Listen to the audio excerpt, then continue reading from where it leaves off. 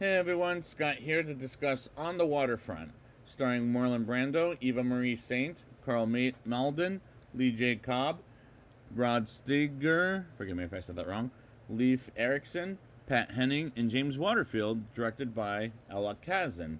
Now, this is the first viewing of this movie that I've ever, or two viewings, I'll say, that I've reviewed this, that I've never seen this movie before.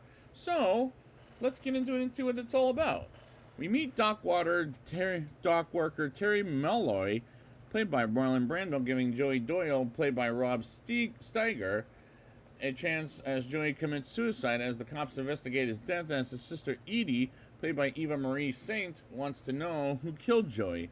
And she's led to believe Terry's boss, Johnny Friendly, played by Lee J. Cobb, who got him killed, is the one that got him killed. And we meet other characters like Charlie the Jen Malloy, played by Rob Steiger, amongst others. And I like the characters, as every single performance is terrific. Terry gets back home in the next morning and is encountered by a boy in his pigeon cage to briefly chat as he gets back to the city, as Pop Doyle wants to investigate the son of his son Joey, and while Terry is encountered by the police department and is questioned by a couple of different officers. And he gives them a blunt answer of he doesn't know anything, and he finds that to be a lie, while Edie speaks about the death of Father Barry, played by Carl Malden, anyways. While Johnny asks his mobsters who wants to work as they fight over money, as Edie gets involved in the cinematography is tremendous throughout for a black and white movie, as like it was all the Kingsmen are so far that is a better movie than this, because that plot I could follow compared to this plot. Father Barry has a meeting and asks every single mobster who killed Joey, and nobody answers while Edie happens to be there, and nobody fesses up until they escape the church, but by splitting up from the cops. And when some of the cops do catch them, they beat them up, as Terry and Edie just got away in a Beavis, and a man comes up to Terry and asks him to get a cup of coffee with him, and Terry disses him as the man calling him a bum. And Terry and Edie talk, as the directing by Elia Kazan is very good, as he has a great artistic style, in my opinion. Edie gets back to Pop Doyle, and they talk about Terry as a person while she's not ready to go back to school yet, as she looks for Terry at his pigeon area with the kid that helps him take care of pigeons on the roof. And I like the pigeon scene on the roof, and they are great to look at. And Terry and Edie are at a bar getting drinks, as she brings up Joey and talk about the case, as well as how he feels for Joey. And Edie, the shots are well done, while this is in black and white, but they're well done, as that is an old school thing, and I'm an old school kind of guy. Edie tries to leave during a wedding ceremony until Terry gets to her and tries to find a way to get out of there and get to a safe area and dance at the ceremony and have a grand old time, while he says don't worry about Joey's case as it's not safe. And Terry bumps into the cop as he's being served to go to the courthouse, as Edie asks what he's going to do, as he says absolutely nothing. And we move on to Johnny wanting to talk to Terry, as they ask him to cooperate, and they tell him to get rid of Edie. And the production design and set decoration was magnificent, as I like the setup of the movie from start to finish.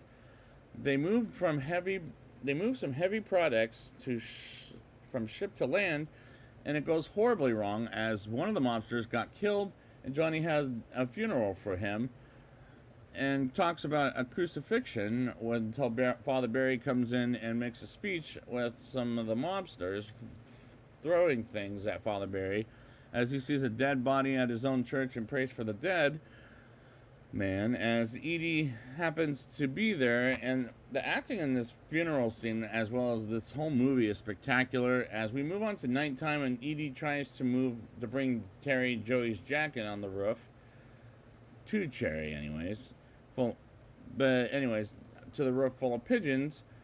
And Terry wants to talk with Father Barry, and they take a walk while talking to, and the score by Leonard Bernstein is great to listen to, as this is a point where I could follow the movie now while I'm an hour into it, and it took a while for the plot to explain itself, but now it's making sense.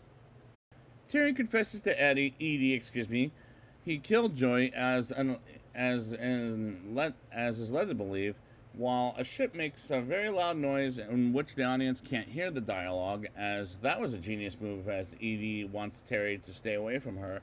And a cop comes to the area where Terry takes care of his pigeons, and he asks Terry questions, and Terry says something about knocking someone out, and he meets with Johnny, as the mobsters are worried Terry will expose them. And the editing in this was tight, as it held my interest from start to finish, as this is absolutely well made. Charlie picks up Terry and takes him in the car to a street somewhere, and Charlie fears Terry will testify against Johnny, and he reveals to the audience Charlie is the one who killed Joey in the beginning of the movie, as Terry feels betrayed by Charlie, and he drops Charlie off somewhere while Terry goes on the run and pretends he didn't find Terry, and getting knocked out and some kind, and I didn't quite get that piece of choice making. And Terry goes to Edie's apartment, and he kisses her while she wants him to stay away from her, until Johnny calls Terry out until while Terry makes a run for it, and Edie comes after Terry, and the mobsters want to kill Terry after killing Charlie. And this piece of action was intense. While there was a nitpick or two I've given the movie, but was it as good as any mob movie starring Robert De Niro or Al Pacino? Don't get me wrong. It's not. Don't get me wrong. This is a very good movie, but not quite as good as those mob movies like in the future, like Goodfellas, for example. Terry comes to Johnny and has a drink, with Johnny approaching Terry and beat up on Terry, and puts him in a room with Father Barry, and they get a beer together and drink up, and we get to the courthouse as Terry is on the interrogation table at the courthouse and confesses Johnny wanted Joey dead. And isn't that a relief at the same time as it was acted powerfully? Johnny wants to beat up on Terry, and after day one at the courthouse, he gets home to find Edie and takes care of his pigeons and sees one dead, as the kid says a pigeon for a pigeon. And Terry gets depressed over a pigeon, as everybody betrays him and no order is safe for Terry, which is a line said by Edie, and Terry gets a job while people stare at him with disgust, or tries to anyways, after exposing Johnny, as he doesn't get picked out of everybody else got picked, but not Terry.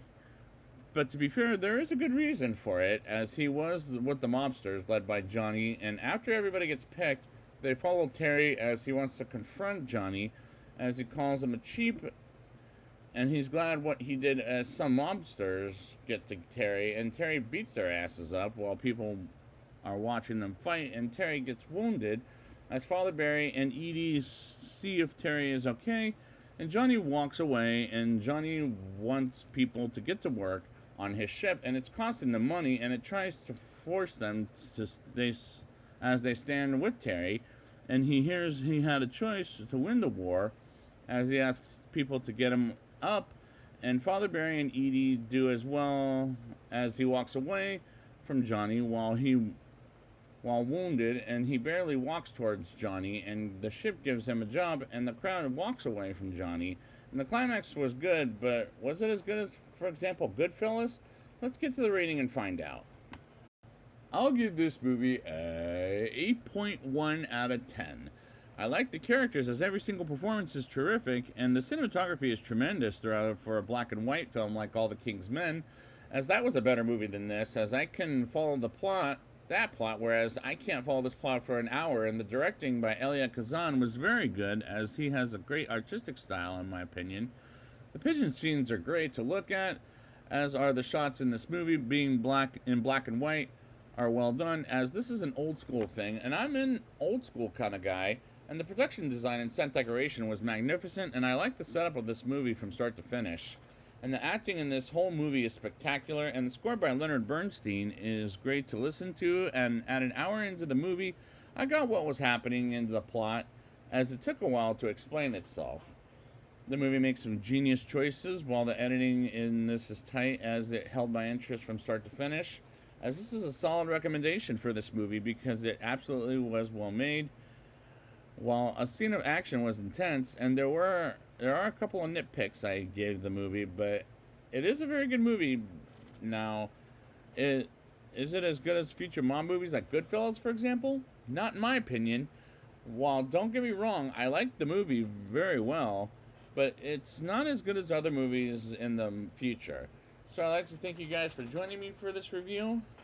And next time I will be back with A Man of All for All Seasons. And until then, never mind that.